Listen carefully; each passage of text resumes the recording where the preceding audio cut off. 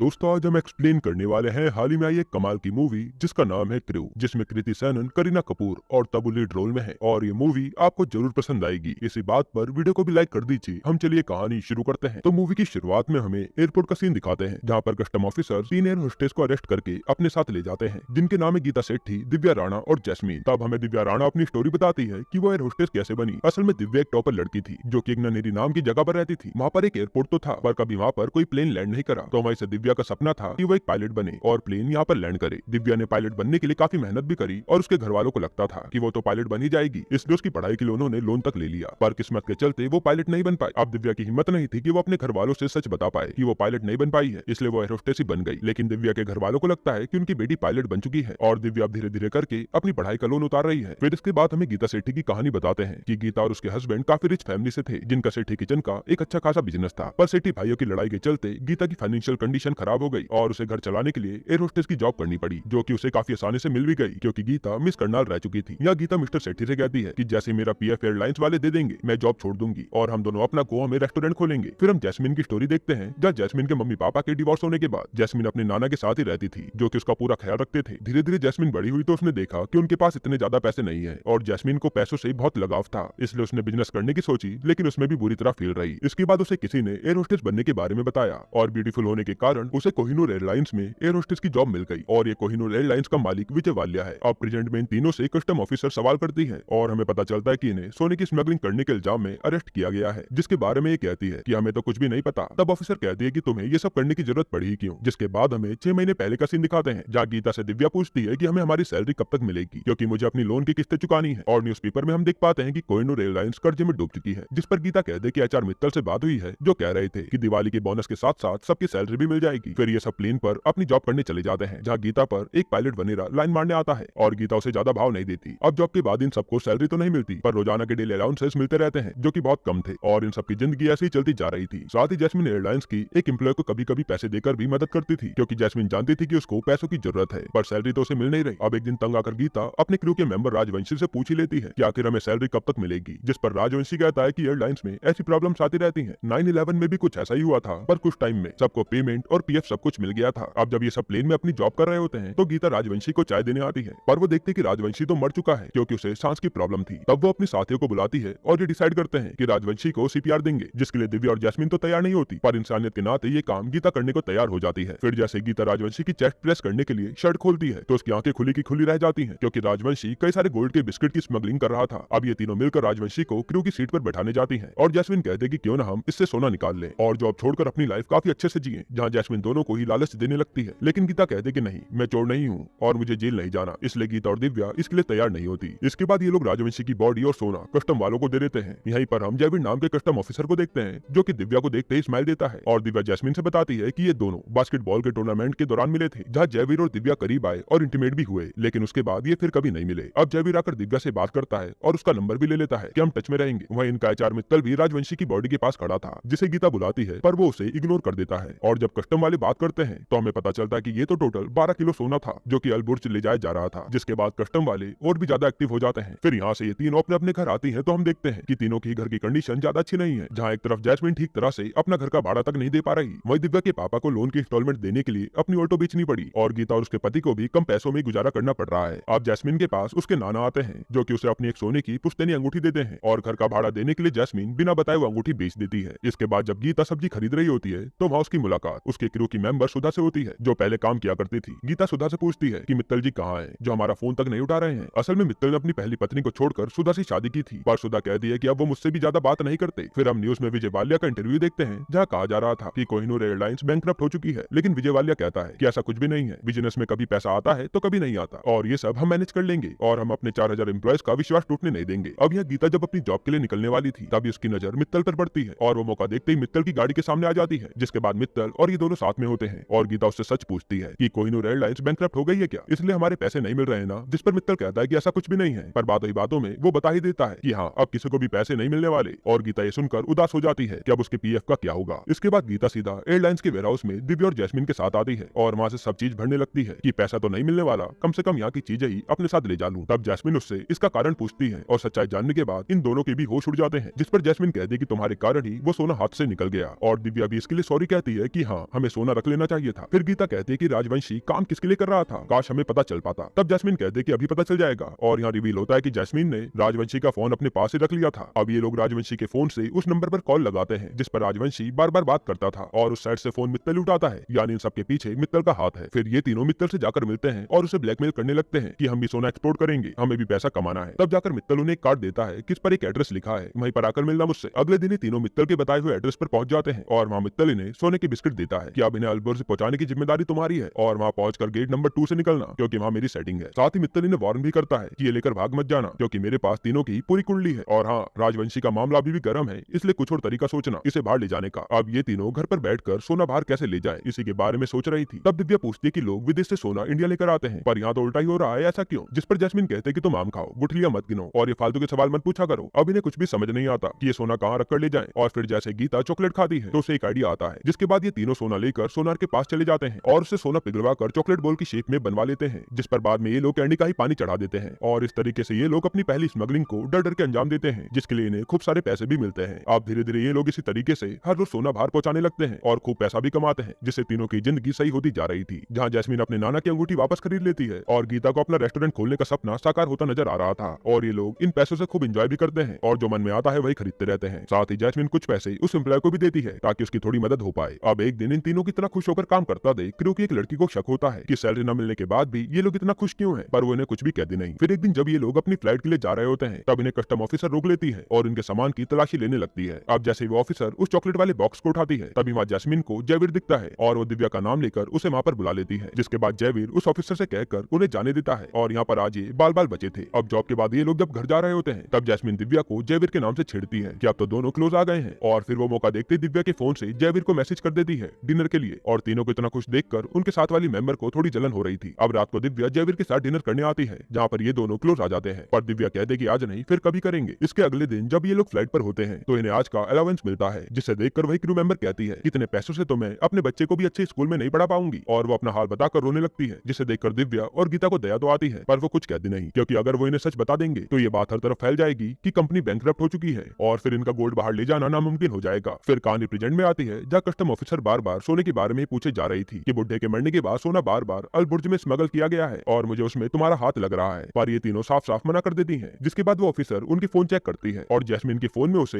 इन तीनों की बार में ग्रैंड पार्टी करते हुए फोटो दिखती है और वो पूछती है कि इतना पैसा कहाँ से आया। फिर सीन पास्ट में जाता है जहाँ ये तीनों जैस्मिन के बर्थडे की खूब पार्टी करते हैं और फिर शैंपेन की बड़ी बोतल लेकर नशे में घर लौट रहे होते हैं। तभी दिव्या एक लड़की से टकराती है और ये देखते कि ये तो उनके ही क्रू की मेंबर है। उसे देखकर इन तीनों का ही नशा उतर जाता है और वो लड़की भी सोचने लगती है कि इन पर इतना पैसा कहाँ से आ रहा है। फिर अगले दिन उसे कस्टम ऑफिसर पर किसी का फोन आता है और उसे टिप मिलती है कि आज की फ्लाइट से सोना बाहर जाने वाला है, जिसके बारे में वो जयवीर को बताती है और कहती कि ये 3 नाम भी टिप में मिले हैं। इसके बाद वही सीन आता है जो हमने मूवी की स्टार्टिंग में देखा था जहाँ ये कस्टम ऑफिसर इन तीनों को अरेस्ट करके अपने साथ ले जाती है। अब प्रेजेंट में इन तीनों के पास से ऑफिसर को कुछ भी नहीं मिला था, इसलिए उनके हेड आकर कहते कि उन्हें जाने दो क्योंकि इससे हंगामा हो सकता है। तब वो ऑफिसर गुस्से में बाहर आती है और उसे गीता के बैग से चॉकलेट मिलती है और उसे याद आता है कि उस दिन भी इनके पास चॉकलेट थी, तो वो जल्दी से आकर उनके बैग से चॉकलेट की बॉक्स निकालती है जो देखकर ये तीनों ही डर जाती हैं। अब जैसे वो ऑफिसर चॉकलेट खाती है तो वो नॉर्मल चॉकलेट निकलती है, जिससे वो बौखला जाती है क्योंकि उसे लगा था कि इसमें सोना होगा। अब कोई भी सबूत तीनों के खिलाफ नहीं था, इसलिए तीनों को ही छोड़ दिया जाता है। फिर हमें 6 घंटे पहले का सीन दिखाते हैं जहाँ इनकी फ्लाइट लैंड करने वाली थी। तब कैप्टन दिव्या को बताता है कि शायद आज घर जाने में लेट हो जाएगा क्योंकि कस्टम वाले चेकिंग कर रहे हैं। तब ये तीनों ही डर जाती है कि आज ये लोग बुरी तरह फंसने वाले हैं और इन्हें जेल हो जाएगी। लेकिन दिव्या को आइडिया आता है और वो सोना प्लेन के ही कैबिन में छुपा देती है, इसलिए ऑफिसर को सोना नहीं मिला था। अब प्रेजेंट में ये तीनों तो छूट जाती हैं, पर वो सोना प्लेन में उड़कर उनकी नजरों के सामने ही चला गया था, जो शायद अब मिलना मुश्किल है क्योंकि ड्यूटीज बार बार चेंज होती रहती हैं। इसके बाद जब ये तीनों घर जा रही थी तब जैस्मिन कहती है कि ये सब कोमल ने कस्टम वालों को बताया होगा क्योंकि उस दिन पार्टी के बाद उसने हमें देखा था। पर यहाँ किसी बात को लेकर जैस्मिन और दिव्या की आपस में लड़ाई हो जाती है और गीता दोनों को कार से उतार कर घर चली जाती है। फिर दिव्या पर जयवीर के कई कॉल भी आते हैं पर दिव्या उसे नहीं उठाती। अगले दिन जब दिव्या अपनी फ्लाइट पर थी तब वो क्रू मेंबर को उनके बारे में बात करते हुए सुनती है और उसे लगता है कि वो क्रिमिनल तो नहीं बन गई क्योंकि दिव्या टॉपर होके भी ये सब उटपटांग काम कर रही है। फिर जब दिव्या एयरपोर्ट पर होती है तब उसे उसका भाई मिलता है जो दिव्या को एयर होस्टेस की ड्रेस में देखकर शॉक हो जाता है क्योंकि उसे तो लगता था कि दिव्या पायलट है। जिसके बाद दिव्या उसे सब सच बताती है और वो कहता है कि जैसा चल रहा है चलने दो। अब कुछ दिन ऐसे ही बीतते हैं और एक दिन उसी फ्लाइट से सोना नीचे गिर जाता है जिसकी न्यूज हर चैनल पर दिखाई जा रही थी। अब ये देखकर गीता काफी डर जाती है कि अब उनका क्या होगा, पर मिस्टर सेठी कहते हैं कि डरने वाली बात नहीं है क्योंकि पुलिस वालों के पास सबूत नहीं है कि ये तुमने ही रखा है। इधर जयवीर न्यूज देखकर अपनी ऑफिसर से कहता है कि तुम्हारी टिप सही थी, पर वो ऑफिसर कहती है कि अब क्या फायदा, वो तीनों तो बचकर निकल गई। फिर जयवीर से मिलने दिव्या आती है पर जयवीर उस पर ही भड़क जाता है कि मुझे तुमसे कोई बात नहीं करनी। वहाँ इस साइड जब जैस्मीन अपने घर आती है तो देखती है कि उसके नाना जी उसे हमेशा के लिए छोड़कर चले गए हैं और वह पूरी तरह टूट टूट जाती है, जहाँ उसके साथ अब दिव्या और गीता आकर खड़ी होती हैं। फिर कुछ दिनों बाद न्यूज आती है कि विजय वालिया हमेशा के लिए देश छोड़कर भाग गया है और किसी भी एम्प्लॉय को एक फुटी कौड़ी नहीं मिलने वाली है, जिससे वो सारे एम्प्लॉय रोने लगते हैं। वहीं कोमल की बहस दिव्या और गीता से भी हो जाती है कि मैंने तुम्हें अपना समझा और तुमने हमें कुछ भी नहीं बताया, और वो कहते कि मैंने कस्टम वालों को भी तुम्हारे बारे में कुछ भी नहीं बताया था। यह सुनकर तीनों के ही होश उड़ जाते हैं। फिर जाते समय जैस्मिन सोचती है कि जब कोमल ने कस्टम वालों को कुछ भी नहीं बताया तो फिर कौन हो सकता है, और उसे कस्टम ऑफिसर की बात याद आती है जो कह रही थी कि मेरी जासूस इनके जैसे ही एक एयर होस्टेस रह चुकी है। तब जाकर गीता को याद आता है कि ये काम मित्तल की बीवी सुधा कर सकती है, और ये तीनों जाकर सुधा को पकड़ लेते हैं। फिर सुधा इन्हें सच बताती है कि मित्तल ने मुझे भी छोड़ दिया है और उसने बाहर एक फिरंगी से सेटिंग कर ली है, इसलिए मैंने गुस्से में आकर कस्टम वालों को इन्फॉर्मेशन दी ताकि मित्तल भी पकड़ा जाए, पर कुछ भी फायदा नहीं हुआ। तब गीता पूछती है कि इतना सोना मित्तल पर आया कैसे, और सुधा बताती है कि ये मित्तल का नहीं बल्कि विजय वालिया का ही सोना है, जिसे तुम लोगों ने खुद बाहर पहुंचाया है। और वालिया भी मौका देखकर विदेश भाग गया, जिसे सुनकर इनके होश उड़ जाते हैं कि इन्होंने कुछ पैसों के लालच में अपने पैर पर कुल्हाड़ी मार ली। ना तो विजय का सोना बाहर ले जाते, ना ही विजय वालिया यहाँ से भागता। सुधा बताती है कि अगले हफ्ते तो वो अपनी बेटी की ग्रैंड वेडिंग भी करने वाला है। अब शाम के टाइम ये तीनों एक जगह पर मिलते हैं, जहाँ दिव्या कहती है कि मैंने हिसाब लगाया तो हमने करीब 3000 करोड़ का सोना बाहर पहुंचाया है, जिस पर गीता कहते कि अब हम ही ये सोना लेकर भी आएंगे, और इसके लिए ये तीनों ही मान जाती हैं। फिर अगले दिन ये विजय वालिया से सोना लूटने के लिए अलबर्ज पहुंच जाती हैं और वहाँ रोज विजय वालिया पर नजर रखती हैं। फिर इन्हें वालिया जहाँ ठहरा था उस होटल के बारे में भी पता चलता है, जहाँ इन्हें मित्तल भी दिखता है, और मित्तल के पास वही सोने के भरे बैग थे जो वो विजय वालिया को दे देता है। तब गीता कहते कि वालिया ने सोना यहीं पर रखा है, तो हमें यहीं पर स्टाफ की नौकरी लेनी पड़ेगी। जिसके बाद गीता एक आदमी से कॉन्टेक्ट करके उसे पैसा खिलाकर यहाँ स्टाफ में भर्ती हो जाती है। फिर ये तीनों आगे की प्लानिंग करते हैं कि ये सोना निकाल कर कैसे लाएंगे, लेकिन यहाँ ये प्रॉब्लम थी कि पूरे होटल में कैमरे ही कैमरे लगे थे। तब दिव्या सीधा अपने भाई को कॉल करती है जो कि हैकिंग में एक्सपर्ट है, और वो कैमरा हैक करने के लिए मान जाता है, लेकिन इसके लिए सर्वर की इन्फॉर्मेशन दिव्या को अपने भाई तक पहुंचानी थी, जिसे स्टाफ बनकर दिव्या हासिल भी कर लेती है और उसका भाई हैक करने के काम में लग जाता है। इसके बाद गीता को एक लेडी से पता चलता है कि इस होटल के रूम का पासवर्ड और कार्ड सिर्फ रूम ओनर के पास ही होता है, और हम लोग बिना उनके कार्ड के गेट नहीं खोल सकते, यानी कि अब इन्हें वालिया के रूम में जाने के लिए उसका कार्ड भी निकालना होगा। तब जैस्मिन इन्हें कहती है कि मुझे वालिया के साथ 2 मिनट भी मिल जाए तो मैं उसका कार्ड चुरा लूंगी, पर वो मुझे अपने पास भी भटकने नहीं देगा। लेकिन यहाँ उसके पास एक और आइडिया था, जिसके अगले दिन ये लोग सीधा मित्तल से मिलने चले जाते हैं, और यहाँ वो मित्तल को भड़काने लगते हैं कि मेहनत तुम्हारी थी लेकिन सारा सोना वालिया ले गया, और वो मित्तल को 7% कमीशन का लालच देकर वालिया से कार्ड को लेने के लिए कहते हैं। तब मित्तल भी मान जाता है। अब रात को वालिया की बेटी की पार्टी होती है, जहाँ गीता और दिव्या स्टाफ बनी हुई थी, और जैस्मिन एक आदमी से दोस्ती करके पार्टी में आ जाती है। फिर यहाँ ये लोग कैसे भी करके वालिया से उसका कार्ड ले लेते हैं। वहाँ इधर दिव्या भी अपने भाई की मदद से होटल के सारे कैमरे खराब करवा देती है, और फिर ये तीनों ही वालिया के रूम में पहुंचते हैं। फिर जैसे ही तीनों सामने रखे सूटकेस को खोलते हैं तो इनके होश उड़ जाते हैं, क्योंकि तीनों ही बैग खाली थे और इनका पूरा प्लान फेल हो गया। तभी वहाँ पर वालिया की बेटी आ जाती है और ये बचकर वहाँ से भाग जाते हैं। अब बाहर उदास बैठकर ये कहते हैं कि अब हम कुछ भी नहीं कर सकते, हमें घर लौट जाना चाहिए। अब इसके 2 दिन बाद वालिया अपनी बेटी और दामाद के साथ सारा सोना लेकर किसी दूसरे देश जाने के लिए निकलता है, और प्लेन में हम देखते हैं कि उनकी खातिरदारी के लिए गीता और जैस्मिन पहले से ही मौजूद हैं। तब हमें फ्लैशबैक का सीन दिखाते हैं, जहाँ गीता ने कहा था कि हमें वापस लौट जाना चाहिए। उसी समय जैस्मिन एक टैब निकालती है जो कि उसने वालिया के रूम से उठा लिया था, और उससे इन्हें पता चलता है कि वालिया ये देश छोड़कर किसी आइलैंड पर जा रहा है, और ये प्लान करते हैं कि हम प्लेन से ही सोना चुराएंगे। जिसके बाद सबसे पहले ये लोग प्लेन की क्रू को ठिकाने लगाते हैं और उनकी जगह खुद क्रू बन के आ जाते हैं। अब ये प्लेन में सबको बेहोशी की दवा डालकर शैंपेन पिलाते हैं, पर वालिया की बेटी उसे पीने से ही मना कर देती है, और वो उटपटांग फरमाइशें करने लगती है, जिसकी डिमांड पूरी करते करते ये लोग ही पागल हो जाते हैं। फिर थोड़ी देर में सारे लोग बेहोश हो जाते हैं, पर वालिया की बेटी ने तो कुछ भी पिया नहीं था, इसलिए वो होश में थी। अब थोड़ी देर में उसके सोने के बाद ये लोग जल्दी से जाकर वालिया के बैग चेक करते हैं तो सोना उसी में था, और ये देखकर ये बहुत खुश होते हैं। पर तभी पीछे से वालिया की बेटी आती है और वो अपने पापा को जगाने लगती है, पर दवाई के कारण शोर मचाने के बाद भी कोई जागता नहीं, और ये वालिया की बेटी को बांध देते हैं। फिर जैस्मिन और गीता उन बैग को बंद करके ले जाने की तैयारी करते हैं, और यहाँ वालिया की बेटी किसी तरह से प्लेन उड़ाने वाले कैप्टन को कांटेक्ट करती है, और हमें पता चलता है कि प्लेन उड़ाने वाला कोई और नहीं बल्कि दिव्या ही है। फिर हमें फ्लैशबैक दिखाते हैं जहाँ इन्हें पता चला था कि वालिया के प्लेन का पायलट वही आदमी है जो कि गीता पर लाइन मारता है, इसलिए गीता उससे मिलने गई और उसे बेहोश करके बंद कराई। फिर उसकी जगह दिव्या ने ले ली। अब प्रेजेंट में जब प्लेन को लैंड करने की बारी आती है तो दिव्या काफी ज्यादा डरी हुई थी, क्योंकि उसे प्लेन तो उड़ाना आता था पर लैंड करना नहीं आता था, इसलिए वो गीता के कहने पर प्लेन लैंड करने के लिए किताब पढ़ती है। फिर वो रनवे देखकर प्लेन को बड़ी मुश्किल से लैंड करती है, और यहाँ दिव्या को पता चलता है कि ये तो उसी का गाँव है, और यह दिव्या को पता चलता है कि ये तो उसी के गाँव का रनवे है जहाँ वो कभी प्लेन उड़ाना चाहती थी। इसके बाद ये तीनों वो सोना लेकर वहाँ से चली जाती है, और वालिया तीनों को ही दिखता रह जाता है पर कुछ कर नहीं पाता। फिर थोड़ी देर में वहाँ पर पुलिस और कस्टम वाले आ जाते हैं जो कि वालिया को अरेस्ट कर लेते हैं और सोना भी जब्त कर लेते हैं, क्योंकि इन तीनों ने पहले ही जयवीर से डील कर ली थी। इसके बाद हम देखते हैं कि इन तीनों ने वालिया के बैग से पहले सोना निकाल लिया था, जिसको वह क्रू मेंबर्स में बांट देते हैं, और मित्तल को भी उसका हिस्सा मिल जाता है जो कि सुधा के पास लौट आता है, और फिर जयवीर और दिव्या की भी लव स्टोरी शुरू होती है। जिसके बाद ये मूवी